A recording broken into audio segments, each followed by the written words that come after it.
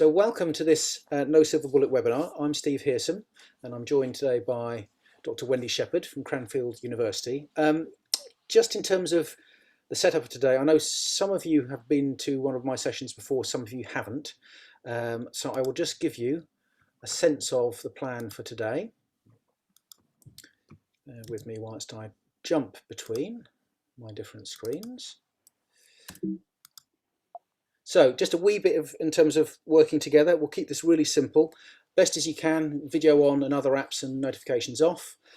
Don't worry about going on mute unless it's terribly noisy or you have herds of cattle or children thundering around. I've just moved the dog with a vast bone to another room, so I've done my bit, but clearly we are in lockdown. Children, animals, deliveries at the door, it's all fine. The conversations that we'll get into, we're a small enough group, we may not go into small groups, we might just choose to stay in plenary. Be as honest as you can be and you want to be. That's how these conversations have been, and they've been useful. There may well be different opinions. There's often different opinions around the stuff that we discuss on these sessions, but be respectful and be curious. Seek to understand if you are in disagreement. That's probably about it in terms of contracting. I'd say confidentiality normally, but as I'm putting deliberately this video up as part of an open inquiry, you manage your own needs for confidentiality yourselves. Okay, so me and Wendy will do the same, but this will be available out there for people to view should they so desire. Just to get us started, I'm going to invite you to jump over to menti.com, and by way of a quasi check-in, what is the primary purpose of a business school is my question for you. That's what I would like you to, the primary function of a business school. Because we are talking today about the relationship between business schools and management education and silver bullets. So let's ask this question.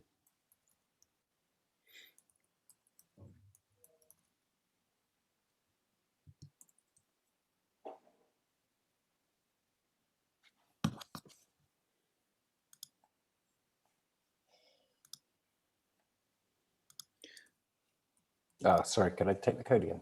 You can take the code. Bit slow. 4985. Thank you. 7459.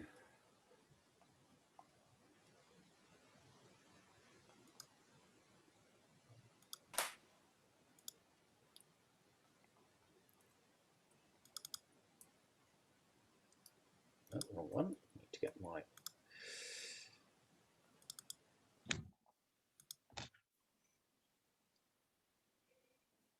Okay, you should be able to see that on screen. Are you seeing the answers coming in?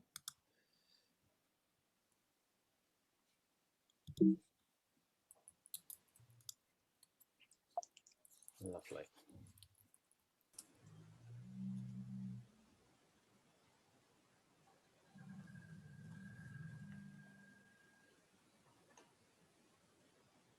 Any more answers? Oh, Nicola, you've joined us. Wonderful. Good to see you. If only we knew. Okay. So interesting answers here. Okay. Nicola, welcome. Sorry I'm late. That's all right. I'm just doing a wee bit of a quasi check-in and to get you thinking on menti.com.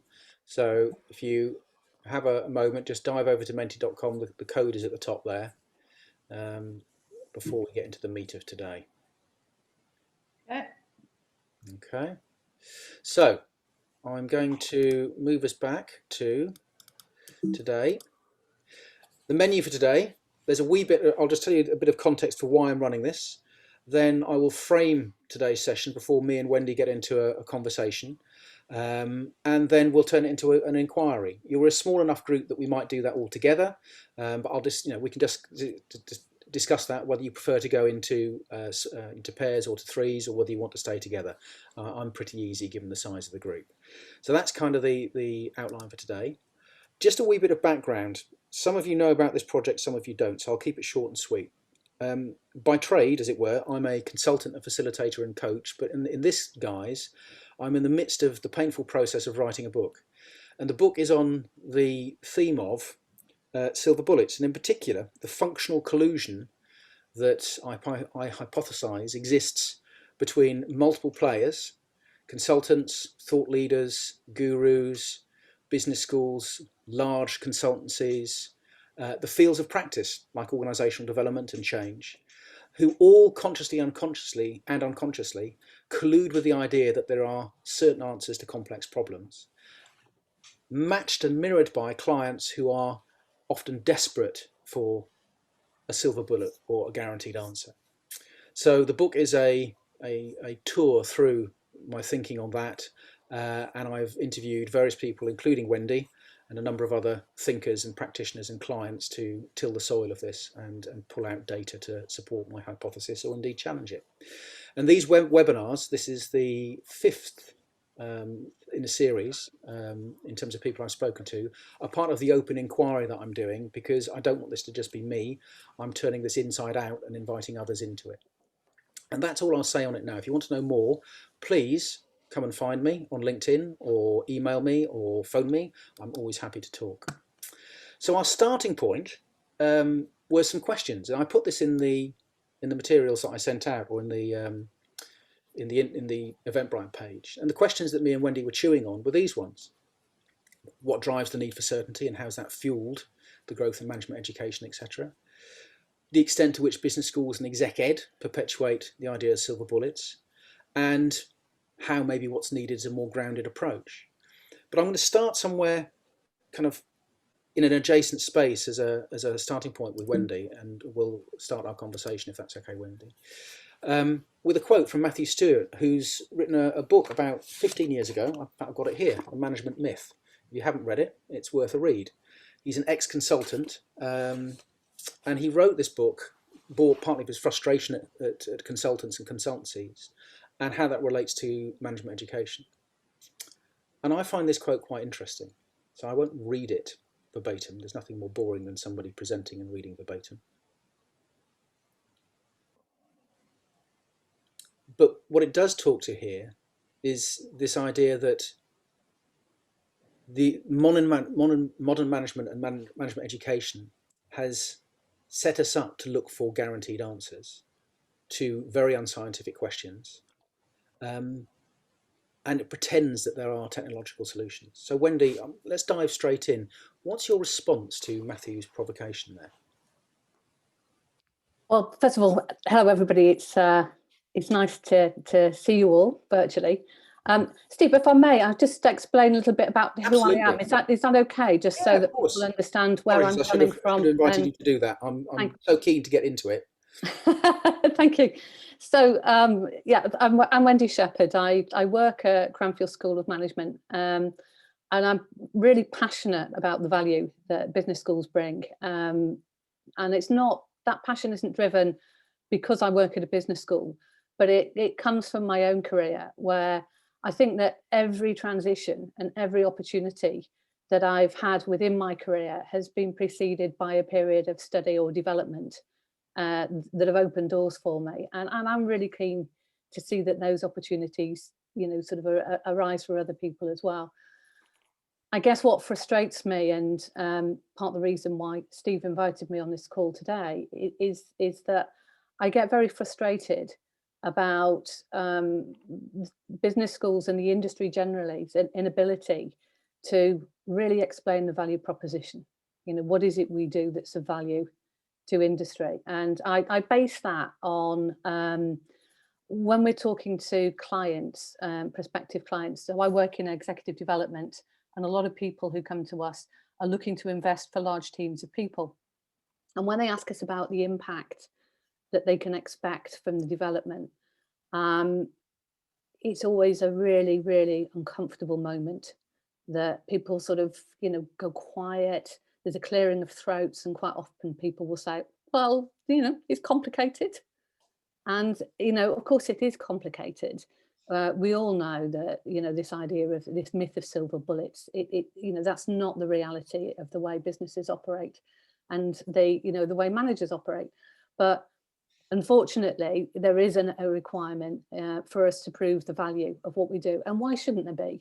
Every other industry wouldn't seek millions of pounds of investment in some cases from organisations without some form of promise about what we deliver. So that's driven me in my career, in more recent career, that is, to really get behind the question of value, and to start with a very simple question, which is around how does impact occur from executive development? And that's a question that I took into my doctorate, because my assumption was if we can explain how impact occurs, then we've got an opportunity to manage it, to monitor it, and to improve it. And that's effectively really where I've come from. I've completed my doctorate into impact, and the outcomes of that are now starting to inform at Cranfield the way we approach executive development, and allow us to answer some of these thorny questions around things like, what do business schools actually do? How do we answer nervous purchasers who are looking for guarantees? And that's either without insulting them or colluding, which is one of the, so it's two of the options that we have. But also thinking about how can we improve what we do so that we can drive a significant amount of value for the people who make investments into executive education. Because my experience is that executive development will always have an impact. It just might not be the impact that we want. And that a development intervention can create as many problems as it can solve if it's not actually clear what it is you're trying to do, how you're trying to do it, and how people are going to be using or the problems that they're facing, if you like, in terms of that they're seeking development for. So that's me, that's who I am. Coming back to the question, could you just put that back up again for me? Absolutely. In a sense, I think what you've just done there, you've acknowledged the tension that I'm highlighting. So yeah, I think this scientific thing is really interesting, and I think that there is a people within and associated with business schools who like to think about management as a science, and certainly probably at the end of the sort of the 1990s, people were talking a lot more about management science and the importance of it. And I think people were quite excited about, all this new data we were going to get from all of these systems, and the ability to sort of create algorithms which would tell us, what the future was going to be like based on the past. And I think that what's happened is that over time, we've realized that more information isn't necessarily the solution. And it's only useful to us insofar as it can tell us, insofar as the future is going to be like the past. And we all know the future isn't like the past. It can't predict, all of this information can't predict for us. So this idea of science, it can only take you so far. There needs to be judgment, and individual intuition is incredibly important. The other thing is a lot of what managers and leaders know is intuitive. It's things that they've learned that they can't vocalize and that they can't find in data. So there's a lot more to it than just the science and algorithms. That is not what management's about, as far as I'm concerned. Which is interesting, because much of the rhetoric of the way in which business schools market, for example, MBAs, is grounded on a certainty. If you spend £100,000 or $100,000 on an MBA at a prestigious institution, you will become a more successful business person. You will become an executive leader.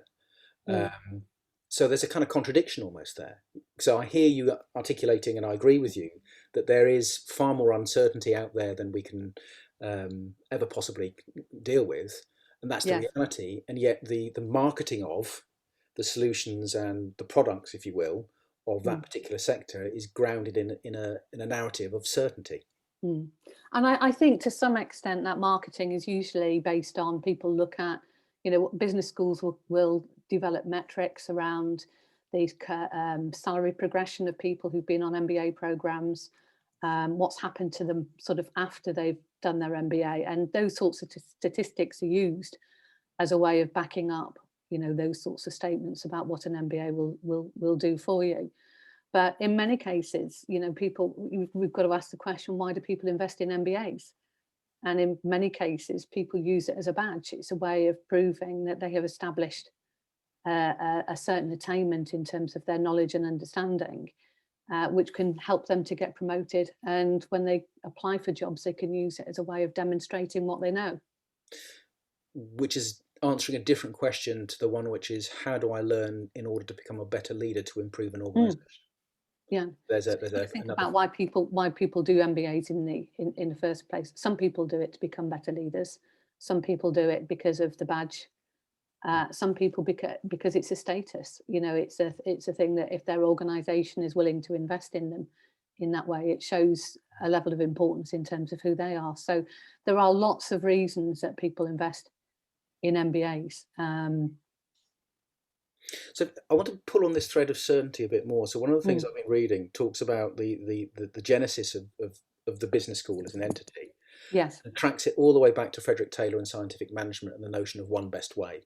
And when I think about the certainty that I experience, some of my own experience of working in a management education setting and talking to clients, we talked about this before we started today, about the certainty that clients are looking for, always wanting the new thing. To what extent is that embedded within the cultures of business schools, that there is one best way?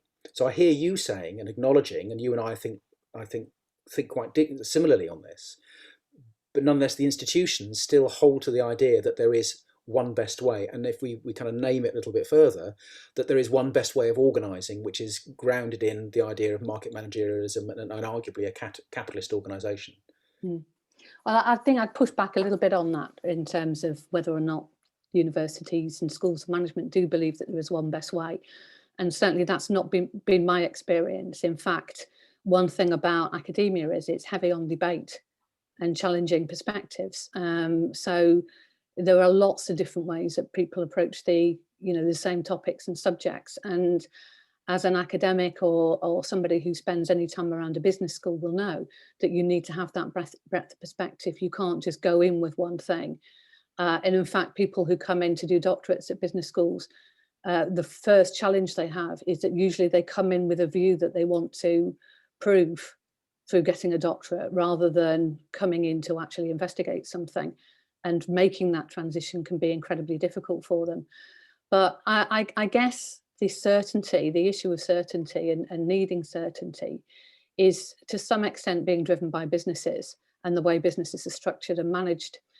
Sort of, if you think about budgets, forecasts, KPIs and things like that, a lot of managers, their performance is measured based on them hitting targets, and this sort of certainty and the importance of delivering what they've promised.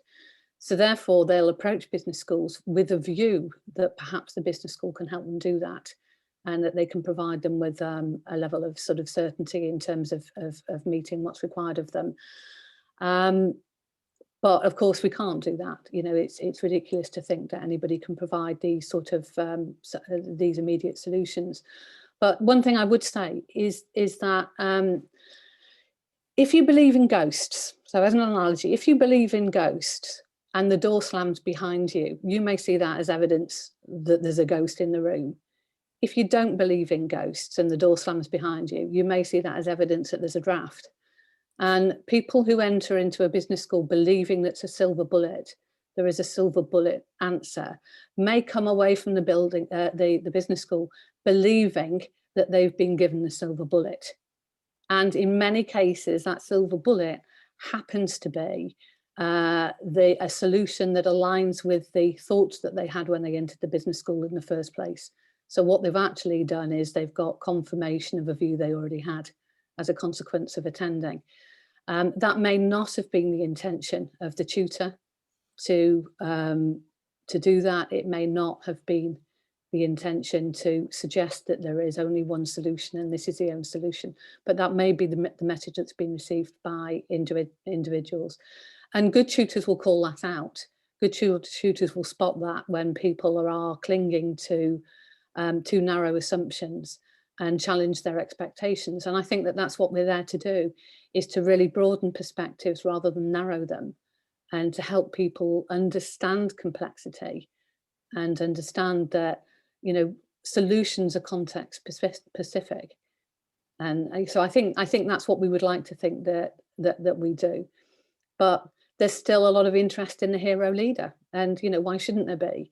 And unfortunately, when we talk about hero leaders and biographies and case studies, somebody has applied a formula to the book that they've written about the individual and their success. And that perpetuates this myth that there is one way. And if people read those types of articles, they will come up with the idea that, yes, there is one best way and I can learn it, I can do it, and I can replicate it. And of course, we know that's not true.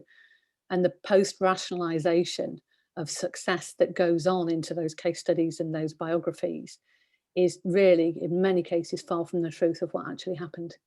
Which talks to what we've touched on in our previous conversations about the tendency to oversimplify and how little there is genuinely novel. So before we came on the webinar today, myself and Wendy were talking about our own experiences of clients coming to us saying, what's new? You know, what's the latest thing? And certainly I think your experience, Wendy, is similar to mine, which is there is very little that is genuinely new and novel. Most things have been around for a long time. The other thing that I wanted to touch on, we started a conversation about why do people want silver bullets, and your lovely response to that was for the same reason they want plastic hedges. So I just wondered if you could just expand on that a wee bit. Yeah, certainly.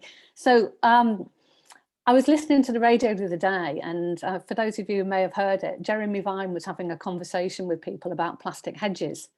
And, you know, why are people now, having sort of invested in AstroTurf, now buying plastic bushes to put in their gardens? And the answer was that in many cases, these people who are going out and purchasing plastic bushes were looking to solve a problem quickly. So they may have an ugly wall or something like that where they've never managed to grow anything before, and just putting a plastic bush in front of it was a quick solution to a difficult problem that didn't require a lot of maintenance and a lot of work. But actually the plastic hedge isn't a great solution. It's got consequences. It's got consequences for wildlife and other things that visit the garden. And I guess that's the same thing with silver bullets, that when people approach business schools hoping to get the benefit of a silver bullet that they can take back and use, is because they've got problems they've not been able to solve. They're time pressed, and they need to make progress quickly. And, you know, so they're looking for that. They're hoping that, you know, the business school is going to offer them a plastic bush that they can put in front of whatever problem it is that they're having or that they've got. So before we open it up to the group, I wanted just to go back to your research, because one of the things when we first met, I was really struck by was you're one of the few people I've met who really is holding a position of wanting to genuinely get under the skin of what we mean by impact, and is prepared to get under the skin of the impact of your own institution. Absolutely.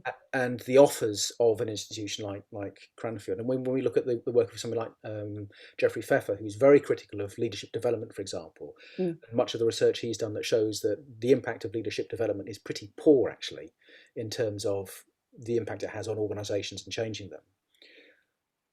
What is it that you think, in your view, is so hard for business schools and for those who are sellers of the development of leaders and managers to actually genuinely engage with questions of evidencing the impact of their work? So I think one of the first things is that if you look at a change within an organization, it's complicated, you know, and if you look at organizational performance, it's complicated.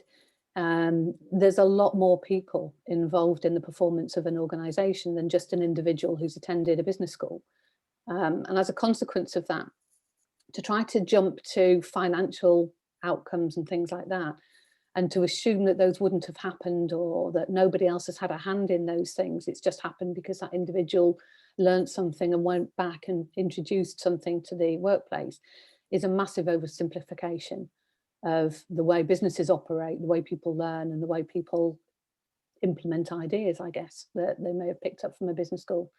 So what I did was I went back to look at trying to understand how impact occurs before getting to, you know, what impact is. And what I ended up doing was identifying a series of drivers of impact. And these drivers of impact were the things that changed and therefore led to further changes within the organisation.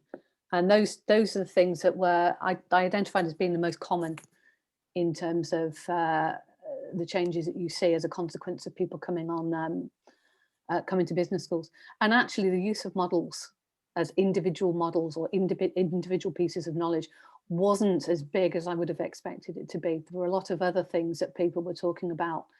So, if you think about people coming to executive development, the first thing is you're creating a pause in the workflow. You're getting them to stop doing what they're doing and to spend a time reflecting on what's going on around them. And that's always, it's a good thing to stop and to take stock of what's happening. And that's the very first thing, the very first impact of executive development is the fact that we're creating that pause in the workflow. The other thing that we're doing is we're not so much purveyors of silver bullets. I would argue that we're purveyors of lenses. What we're doing is we're bringing new lenses to, in many cases, old problems, lenses that help people to broaden their perspective of what might be going on and help them to understand or come at things from different angles.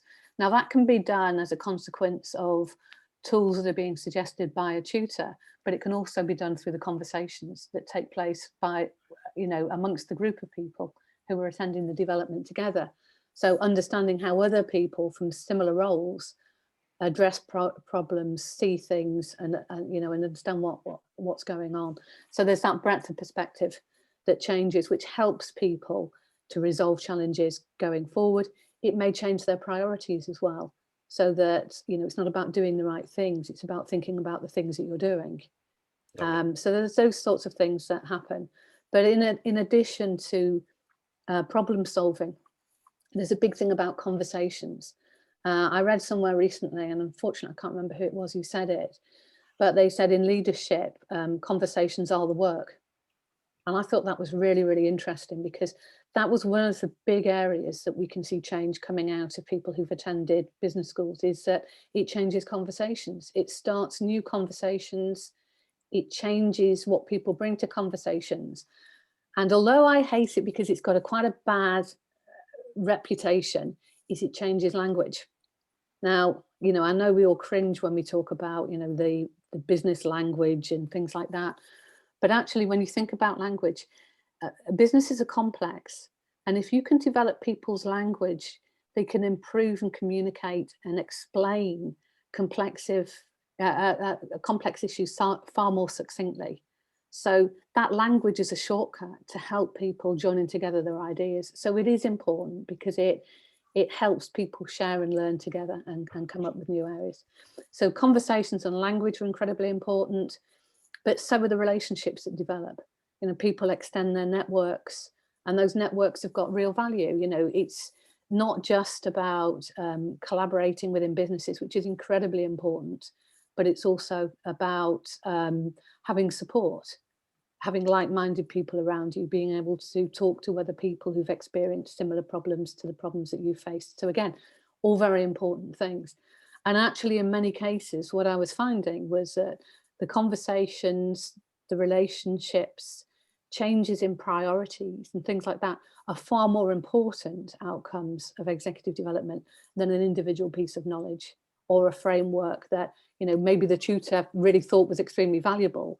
It's actually the conversation that generated where the value is, rather than the model itself. Lovely. So what I'm going to suggest is we're about halfway through, and I'd quite like to now open it out. Would you as a group like to just stay in a big group and have a conversation, or go into some small groups first? It's up to you. Stay together. Stay together. So let's just open up. Questions, thoughts, reflections from what you've been hearing. Shall I jump in on one? Forgive me about the camera as well. I'm going to have a go at the camera, but because I think my wife's call finished at 12. So I'm going to see if I feel like I'm being a party pooper here. Forgive me. Oh, Simon, hello. Hello. So if it starts going shaky, I shall disappear, and clearly I won't impose the imagery on anybody. So yeah, I think. Thanks for the intro. I guess one of the things. So micro context for me. So I started a PhD 10 years ago in how should business schools teach leadership, and I ended up going through 2 business schools who didn't want to do the PhD with me for various reasons, and it was all incredibly painful. I ended up doing a master's in leadership and education, and I'm just about to restart a master's in psychology, all sort of trying to answer the question about how do you teach leadership and what is the behavioral context of that. So my question really comes off the back of the fact that I do think that 10 years ago, for me, my ethos is driven by sustainability and how do we make it. And I come from an enterprise risk management consulting background. I'm really interested in how we make business decisions in the context of risk and sustainability, which for me is the fundamental building block of business. And it felt that wasn't getting the visibility that it ought to be in management education, to all the research that I was doing at the time. I think over the last 10 years, we've seen an increase in use of catchphrase like purpose. And in fact, the management consultancy that I was working for at the time has now reframed its whole mission around purpose and a positive human future. So I guess my question is where does understanding of purpose and the changes in thinking, conversations, and dealing with complexity come from that kind of fundamental cornerstone? Oh, just the easy one to start, Simon. Thanks. Yeah, that's a big question with quite a lot of different areas in it. So I've made it. No. It's also true because it was quite. It's not the easiest of PhD, and in fact, I actually approached Cranfield about it about 3 years ago and spoke to about 3 people at Cranfield. Cranfield weren't interested either, and kept trying to repurpose me on different PhDs, which was quite interesting. But yeah. So I recognise that issue, Simon. And certainly me going into do my doctorate on how impact occurs. People kept on rephrasing it for me into a completely different question and saying, so what you're doing is this. And I was like, no, that's not what I'm doing. Yeah. And I had a practitioner question that I wanted to answer. It was a very practical question that I wanted answers to. And I refused to move from the question. Now I had the luxury of being, working at Cranfield, and therefore I suppose people were a little bit more lenient with me in terms of the question that I brought into it. But I think that partly, and I know there's some other academics on the call here, but I think that partly that challenge comes from the idea of a continuous conversation, and that academics think about how people can come in and conduct research that takes an existing conversation further, whereas practitioner questions don't tend to be associated with the conversations that academics have. And that can be quite a big gap between practice and what happens within academia. Now, there has been an increase in the last sort of 10, 20 years in the DBA as opposed to PhDs, where the problems and the challenges that people bring in are more practically based. So they're more sort of work-based problems that you bring the rigor of a research degree to, but the problem is very much a practitioner problem. And that's what I did, is I went in and did a DBA rather than a PhD. I think the other thing is that almost by not selling silver bullets, what we find with academics is that they have to warrant everything that they say, and they're peer reviewed constantly, and people criticize what they do constantly. So rather than opening up the application of their ideas and how things can work, they tend to narrow them down to say, look, I know about this to be used in this context and only this context and not that. So if somebody comes in with a conversation or a question that they have, which is far removed, the less experienced academics may be more tempted to say, well, no, that's not my subject, that's not where I can really add the value. So I think sometimes it is dependent on who you speak to as an academic in terms of whether or not they'll support you with those more difficult sort of practice-based questions rather than a question that they want you to answer. Can you just ask me? Yeah, I think so. I think this. Yeah, because I think it's the parallel again. It's that kind of notion of So, it's you've got, there is a question around the purpose of business. So there are lots, and 10 years ago, the conversation was very nascent. Now that conversation is increasing and is in open parlance, and COVID has really helped to accelerate that. So at the time, I was approaching business schools saying, I'm really interested in having this conversation on the purpose of business. And I was finding it really difficult for business schools to engage in that dialogue. And so it's that, I guess it's for me, it is the and it relates to your point about complexity. It's how can you understand what the silver bullet is if you don't know what it's for? So you've got to use the right thing for the right target. And so it's that, it's almost like that relationship of business schools with the broader discourse on the purpose of business should be what's driving the research that business schools do, and hence the education that business schools trot out. And it just feels like that feedback loop isn't as structured as it ought to be. There's another angle on this, which is, I'm noticing that we're using the language of businesses. Well, actually, they're organisations. But business is one type of organisation. So one of the critiques I've been reading of business schools at the moment talks about actually the need for a replacement of the business school, which is a school of organising. Yes. Because actually, when I think about the leadership development I've done, leadership, actually, you need to learn how to organise. And I would question how many leadership development programmes have anything remotely in there about teaching people to organise. And when they do, they're still predicated on some very narrow assumptions about the nature of organisations, which are, they tend to be hierarchical, and power sits in certain places and is wielded by certain types of people. That falls apart when you look at different modes of organising or different ways of organising. Just to take one, a cooperative way of organising does not fit. So I'm just conscious that we've got about 20 people. Yeah, Stefan, go for it. Hi, Stefan Cantori. I work in a management school at the University of Sheffield and have been involved in business schools and management schools for the last decade. Thanks, Wendy, and thanks, Steve. I think we need to get a little more close focus on what we mean when we talk about business schools, because actually business schools are, you could argue, businesses within universities. Most universities aren't like Cranfield, I think. We have a huge number of undergraduates and postgraduates undertaking masters, and who actually are the income generators for many other departments in the university. So they actually have a significant business functions, and some universities wouldn't survive unless they had actually a business school that works at undergraduate and postgraduate level.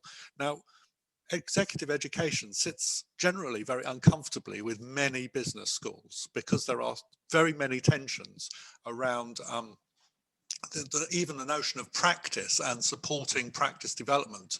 Many business schools are not particularly geared up to thinking that way. They're thinking about a particular frame of reference and a worldview around what knowledge is and how knowledge is generated, and also how knowledge is managed and who owns knowledge. So the issue of what knowledge we're talking about, is it knowledge about practice or knowledge about theory, or is really key to this, because it creates huge tensions. I sit in an executive education function that, could be speaking another language to my fellow business school colleagues, really quite a different language. So the sort of the tensions that exist are really interesting, because actually in terms of impact and alliances with businesses and organizations outside the university actually offer more hope for assessing impact and for developing approaches that are collaborative and co-designed, taking the strengths of those who have a sense of what learning is about, as well as those who are passionate about the practice of business or organizing. This session could go on forever. I'm going to stop there, but I just think recognizing that those different tensions and worldviews that come into a clash, they come into a real clash, is worth thinking about when addressing the question you've posed. Nice, thank you. I think, Stefan, just to support that, I think, you're absolutely right. There are tensions within the schools themselves around the differences between executive development and the people who research and, sort of teaching MBAs. And we don't have an undergraduate population at Cranfield, but, the MBA is a similar sort of thing where it's a standard teaching. We bring the models to the students, whereas in executive development, we put the practice at the centre and the context that people are working in, and we bring what's relevant to that challenge and the problems that people are facing into the development setting rather than a set agenda, which is quite different. Lovely, thank you. Other questions, comments? What else is lurking?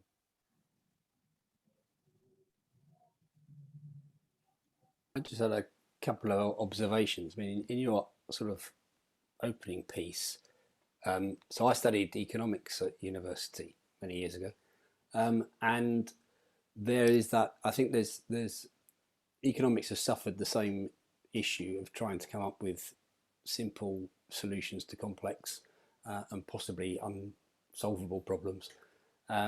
So there's been this mentality, I guess, that we can model stuff and we can predict the future, and this very mechanistic view, which obviously comes from Taylorism. I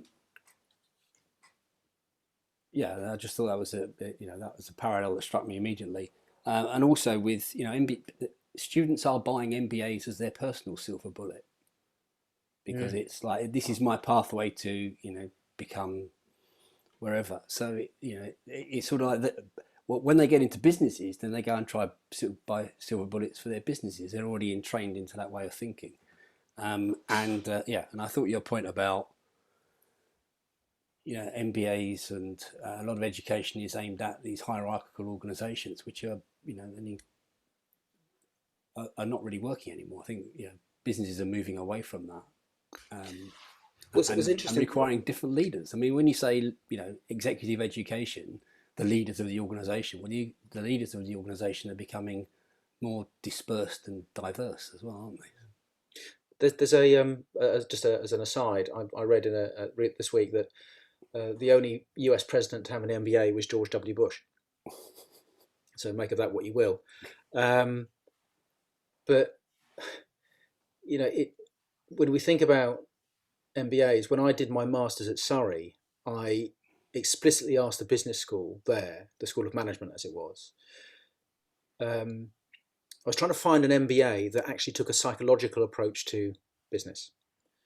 And I did my research and I spoke to the faculty there, and the reason I ended up doing change agent skills and strategies, the master's at Surrey, which no longer exists, was because what I found out, there is no, certainly at the time, and I don't believe there is one to this day, an MBA that actually takes a relational and conversational approach to business, unless Wendy, you know of one. As far as I know, there is still no MBA that has that as its bias. They still seem to focus on organisations or businesses through quite a narrow lens. Is that fair still in terms of? Yeah, I think so. But I guess there comes a point where there needs to be, if you think about the way doctors are developed, you would never sort of take somebody and say, are you interested in being a doctor? Or great, we'll go down on the ward and find out, what you like doing and see how you get on. Come back and have a chat with me about it and let me know what happens. There's a long period of training and development that doctors have, and engineers who build bridges and people like that. It's not trial and error in other careers, but in management, people get promoted up into management positions without necessarily understanding the way businesses work, without understanding the connectivity of the different functions and what they do. And I guess for me, what an MBA aims to do, and you can argue, whether it's done well or not done well, and whether or not there's differences between different schools. But what an MBA aims to do is to give people that foundation of understanding about the different function and operations of a business. That's really what they're trying to get across, so that people understand the way businesses are financed, what the markets expect of them. We're trying to get across the different stakeholder views about what a business requires. And I think that's really what an MBA is about. And of course, a really important part of an MBA is about the relationships and the people you go through the MBA with, the connections to alumni and the doors that it opens for people, which, are a big part of, when people come to do an MBA at Cranfield, one of the big questions they ask, in many cases, is about the alumni and about the alumni network and the opportunities and what jobs they might find because of the connections that Cranfield has to industry. So how they may find, you know, their next career step as a consequence of completing their MBA. So I've got another question. Has anybody else got any more questions or reflections at this point? I have one more question I want to throw at Wendy before we finish. And that's Steve, I just put into the chat, triggered from your question, that you weren't quite aware of MBA programs. The Management and Leadership program at the National Institute of Organizational Dynamics in Melbourne. It's a bit far off. It's not quite the US. I think Cranfield is actually connected to NEODA in Melbourne, and we did many years back in connection with the Grubb Institute. I think was involved in developing that master's. But there are also in connection with the International Society for the Psychoanalytic Study of Organizations, and several people at INSEAD and at IMD, people who develop these programs, which really truly try to tap into the experiential, in the here and now experience, and work with that in peer groups. So it's changing. So there is a lot changing there, and I do quite understand that the business schools in themselves are caught up in business models which now are undergoing disruptive innovation, specifically through the online methodologies that have been developed, and developing very, very different ways of transforming knowledge, but also networks online. Forgot what I wanted to say here, but I got caught up with the imagery and the metaphor of the silver bullet, and started wondering, you know, where did actually the use of that language, silver bullet, what's the attraction in that term, and who are the werewolves and who are the witches? Well, absolutely. And I mean, if you do a search on Google and you do the search for no silver bullet, the number of times it's appeared alongside COVID in the last year alone is phenomenal. So it's part of popular culture. But there are synonyms for it as well. So yeah, it's woven through into our narrative, and our narrative around things that we find scary, anxiety inducing, and that we really would wish that we could solve quite easily. Thanks very much. And again, you know, those of us who work with clients, you know, Stefan, I know with your work as well, I imagine, and certainly Wendy, you know, I've had clients who want me to give them the easy answer, and I make a choice. I refuse to collude with that. So there's an ethical dimension to this, and this is partly my probing with Wendy, and why I find it interesting talking to Wendy, as somebody from that side of the tracks who's really up for this conversation. You know, I actually think that far more consultants like me collude with their clients that there actually is a silver bullet, and collude with the client that they have an answer. I think it's more problematic than we think. So, and some of the research that I've found actually evidences that there is an ethical problem with quite a few consultants. So I have a thought experiment for you all. What if business schools didn't exist? What if there was no such thing as management education, but organizations and leaders needed something to help them? Would you create business schools and management education as they are now? Or would you create something differently? And if so, what would it be called?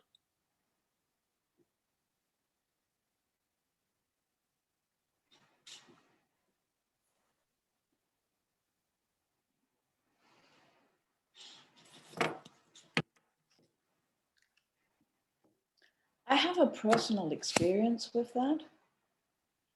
And that is that over the past couple of years, many clients have come to understand that the impact problem coming from business schools, reintegrating their people that they've sent off to INSEAD and IMD and Cranfield and all these places, and they come back and the impact isn't as high as they had hoped, and the investment isn't as good as they wanted to, have started to develop hybrid models of systems psychodynamic integrated programs in-house, in which they send their people off to business schools only partially, but otherwise have the leadership development, executive function integrated into their own internalized organizational development, process improvement, strategy development programs.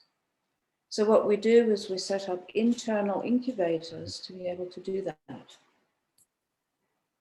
It's hard to hold from the other side around because there's been a couple of articles going out saying that business schools effectively are the corporate nannies to which we send off our managers because we don't have the internalized capacity to take care of the executive education of them. Gian Pietro Petrogilli wrote a beautiful article about that. But on the other hand, if you have internalized that executive development part, it's very hard to hold internally within an organization. You need to have new forms of internal organizational immune systems set up to hold these incubators. Nice. Any other response? Yeah, I mean, it made me think of I think, you know, one of the things that I've found in my 30-year career in business and consulting is that people are faking it till they make it for as long as they can get away with it. And I think that that notion of, and partly it is because of constant change, you know, I mean, it takes you a time going into an organization to actually recognize job titles and what those jobs do and the span of control of those jobs. And so I think that notion of apprenticeship, if you think about it, for hundreds of years we functioned on the notion of apprenticeship, whereby people got an experiential progression through learning a skill and achieving mastery. You know, you started basically lugging stone and you ended up as a master stonemason.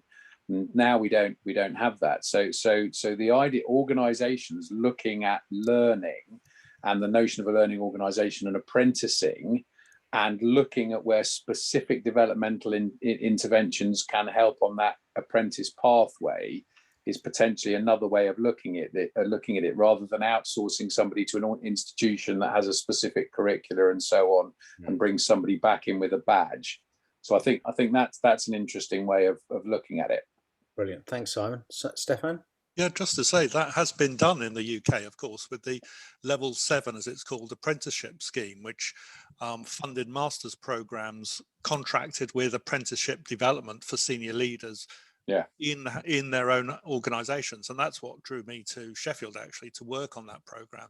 And that means that 3 times a year I have 3-way meetings with the person, the learner, and their organization representative, and we work through how development is happening and what needs to be done to support practice alongside the academic experience of a master's program.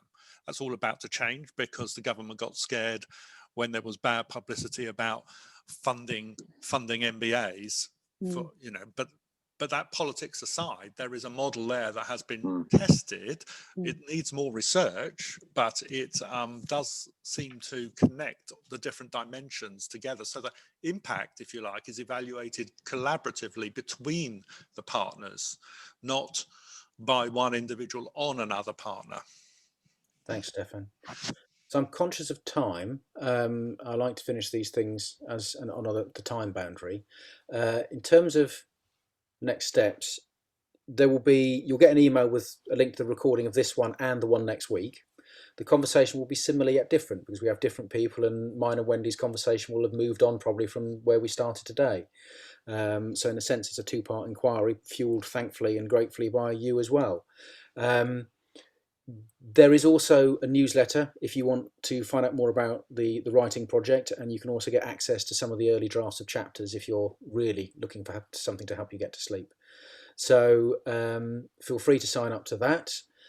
There will probably be at least one more in the series of webinars coming. If there's anybody in particular you'd like me to talk to, I'm always up for suggestions. But at some point there will be another one, I imagine, the next 2 or 3 months on a slightly different theme relating from the book. Other than that, it just remains me to say, Wendy, thank you so much for your time today and in advance for next week. And thank you all for coming and playing.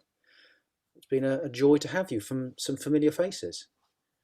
Can I just add as well, I'm really interested in the impact study, area. So if any of you want to connect and continue the conversation, or have got any thoughts that you'd like to share, or would like to hear a bit more about what I do around impact, then I'd be very, very happy to hear from you. So do get in touch. I'm on LinkedIn, or find me at Cranfield.